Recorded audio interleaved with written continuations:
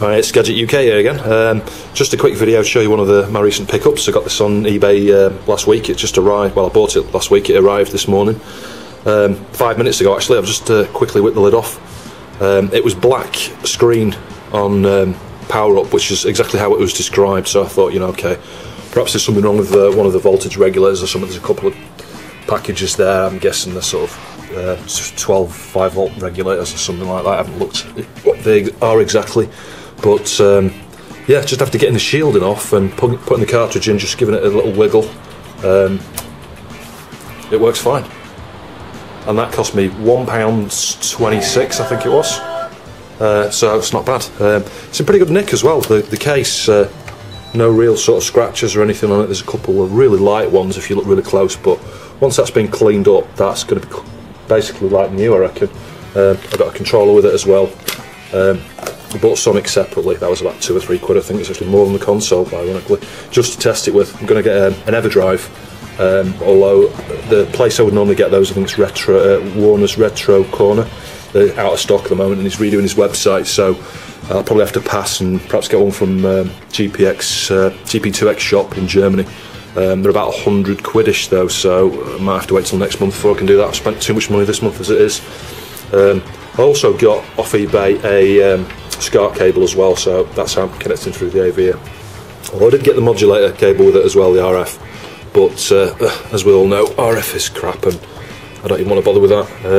No one's been inside this, the screws haven't been touched or anything. It's got the original cover, it's still got the little red plastic protector cover on the board there. This board's not too bad, it needs a bit of a clean. Some of the connections on that ASIC there are a little bit dull. I think it just needs a bit of clean. I don't think there's any dry joints or anything, but basically I just need to clean up the socket, give it a clean inside and out, and should be good to go.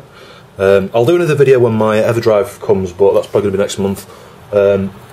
In the next week I'll probably be doing something with the Neo Geo MVS. I got the what's it called, super gun for that today. I'll just show you that. Here we go, that's a super gun, Mark IV.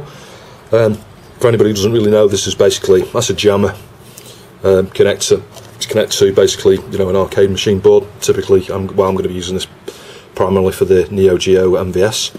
It just plugs on there, and obviously you connect PC power supply here. You've got a coin button, power LED, stereo, 3.5mm jack, but that's for passive speakers. What I'm going to do is modify this so that the sound, I can't remember which pin it is, gets routed instead of well, I'll leave the standard mono output to route through that, but I'm going to add another 3.5mm audio socket and have line out stereo so that I can connect that for the TV. Obviously got a staccato socket, 2D type ports there for your standard Neo Geo controllers. So hopefully the Neo Geo will arrive in the next few days. I'm also waiting for 161 in one cart to test it with. I've got my eye on a few of the original carts and things on eBay, but some of them are a little bit pricey for what I want, you know, what I'm going to use this for really, which is just messing around with. A couple more pickups that arrived this week really. These arrived yesterday. A couple of Motorola MC, can't even see them, 68HC000P16s. Basically 16 megahertz, 68,000 processors. My plan with these, I got two, you know, they were pretty cheap, they were about £2 or £3 each from China. And that included postage, strangely enough. They didn't take too long, I think about 3 or 4 weeks. You can see they're not brand new chips, these have been reclaimed, you know, taken off old boards, probably printers and things, they probably come off. Originally I ordered this one, which you can see the size difference there. I didn't realise, although on the website it was actually described as a dip package, 64-pin dip. It's not, it's 64-pin shrink dip. So if you ever decide to do this kind of mod yourself, make sure you do order the dip, full dips package, the 64-pin one, rather than the shrink dip 64-pin. And the giveaway sign, or the telltale sign, which I didn't really spot until afterwards, if you look very closely, you can see that dot in the corner that signifies pin 1, whereas on a full dip size package, you have it bang in the middle there.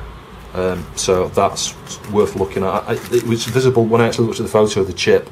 You couldn't really tell scale. There was nothing near it to compare size. So, of course, you know, when it's zoomed up like that, you could go, "Oh, it's the same chip. It looks identical."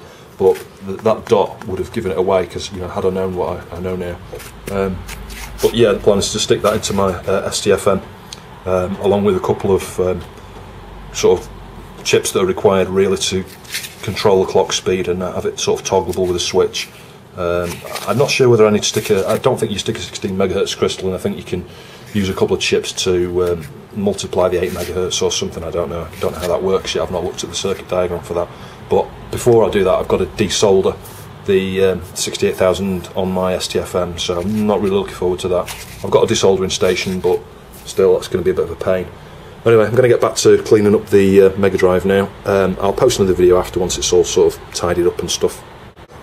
Just a bit more Sonic here. I just want to do a quick shout out really to say keep up the great work to Steve Benway. I love watching his channel. It never gets old, you know, even watching him playing his games pretty poorly. He's pretty guff at everything he tries to play. But I love watching Steve's videos. Gamesbloke, it's fairly new to me. I've only been watching Gamesbloke 3 or 4 weeks now. Keen to see what happens with his FM towns and help out in any way I can with that, with Smooth MJ if he needs any assistance. Bluetonic78, I love watching his videos as well. Dave Webster, he's got a hell of a lot of really good videos out there. Dreamcast Megadrive ones appeal to me the most really, but I think he's done a few Amiga ones and stuff as well. Thanks for watching.